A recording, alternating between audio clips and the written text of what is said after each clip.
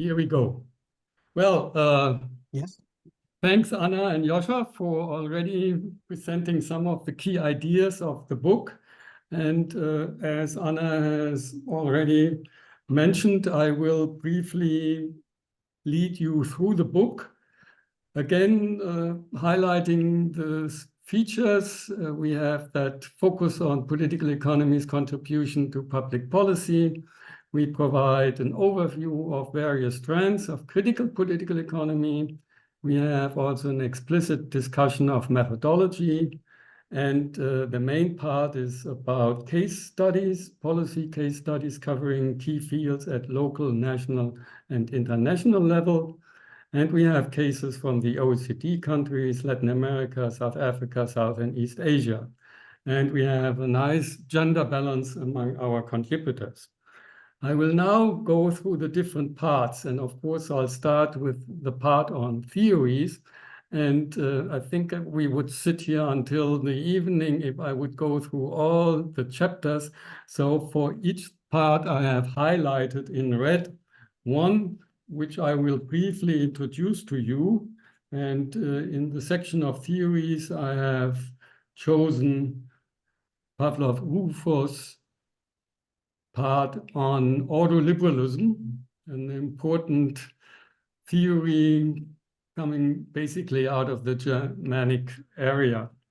And he examines the crucial role that the state is supposed to play in constructing and maintaining a liberal competitive market order, kind of as the key concept of ordoliberalism. At the same time, Rufus argues that ordoliberalism has never been a self-contained concept, but has always functioned as an ideological and pragmatic underpinning of specific market liberal policies.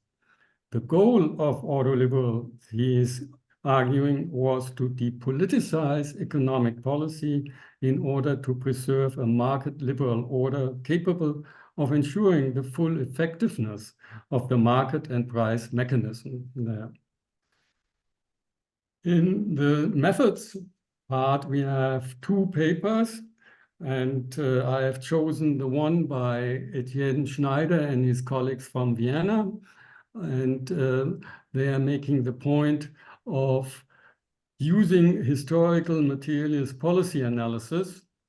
And the goal for that analysis is to analyze how specific policies are formulated against the background of competing and conflicting interests of social forces. The operationalization, and that I think is the key contribution of their chapter, involves a three-step process: context analysis, actor analysis, and process analysis. And that they apply to negative emission technologies. And they argue that the integration of these technologies into the European Union's climate policy is not only the result of rational decision-making or the efficacy of socio-technical imaginaries, but is also shaped by actors, strategies, and interests. Yeah. And now we move to the policy fields, and we organize that according to the alphabet. So we start with the E, the environment. And here I have picked on the chapter of Carina Cato and Sergio Leite on land grabbing. They show how financialization mechanisms related to agriculture and land have emerged from a complex arrangement derived from capital accumulation processes at the international level, with direct impacts on the global south. In an attempt to minimize the strong environmental, social, and economic impacts, states and multilateral agencies have contemporized these investments by qualifying them as responsible. That's their key contribution to it. Moving on to finance, we have a chapter also from Joscha, but I selected the one from Ia Eratze on dollarization. And she is analyzing the factors that contribute to the persistence of dollarization. Dollarization means the substitution of a foreign currency for the national currency in financial transactions. And she argues why neoclassical economic struggles to explain the persistence of dollarization once its main explanatory variable for the emergence of dollarization, namely inflation, has subsided. Eratze brings in the state back, analyzing using the analytical framework inspired by peripheral state theory, the regulation school, and dependency theory. In doing so, she brings to the fore the power relations underlying de-dollarization politics. Yes. Moving on to labor, I highlight the contribution of Elaine Hui on labor policies in China.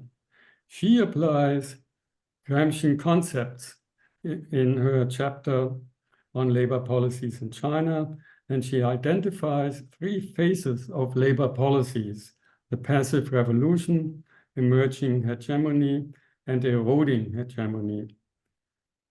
And the second one,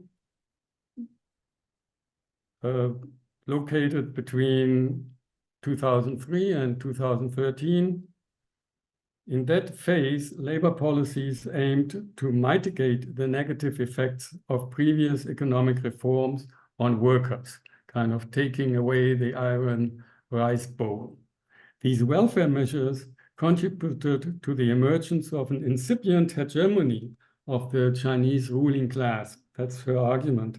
But now, under Xi Jinping, labor protections are being reduced and independent workers' organizations are being suppressed, and that is threatening the previous hegemonic base.